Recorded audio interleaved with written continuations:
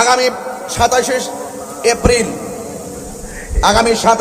জাতীয় প্রেস ক্লাবে মসজিদের ইমাম মৌলানা রইসউদ্দিনের হত্যাকারীদের সর্বোচ্চ শাস্তি বিচারের দাবিতে আহলে সুন্নাত ওয়াল জামাতের পক্ষ থেকে আমাদের সকল সংগঠন পর্যন্ত সবার একান্ত ঐকান্তিক উপস্থিতিতে আমরা প্রতিবাদ মিছিল করব।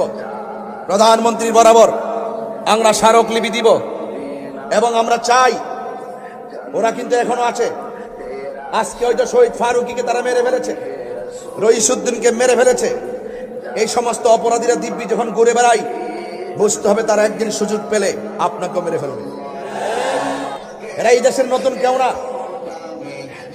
47 তাদেরকে কেউ বুঝে নাই, 71 তাদেরকে কেউ বুঝে নাই, 81 তো বুঝে নাই, 86 তো বুঝে নাই, 91 তো বুঝে নাই, 96 তো বুঝে নাই, 25ও বুঝবে না, 38ও বুঝবে না।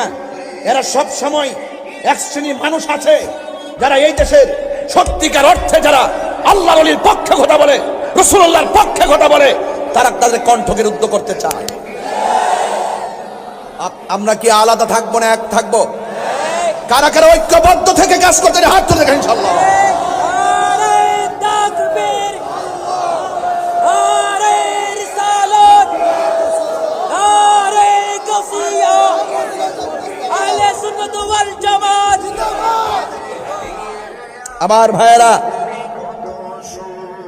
আমার ভাইয়েরা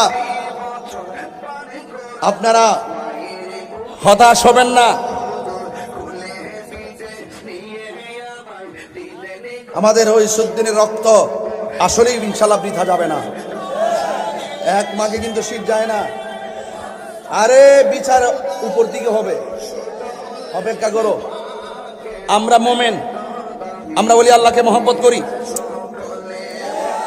নবীজিকে মহব্বত করি, সাহাবায়ে কেরামকে মহব্বত করি, আহলে বাইতকে মহব্বত করি, পাকে পাঞ্জাতনকে মহব্বত করি, 10টা জুলুস পালন করি, ফাতিহা করি, ইসালে সওয়াব করি, 10টা জুলুস করি, মাজার জিয়ারত করি। ইনশাআল্লাহ চলছে, চলবে। এটাই হলো সঠিক পথ, আহলে সুন্নাত ওয়াল জামাতের পথ, শান্তির পথ, শান্তির পথ। এখন ঘরে বসে থাকার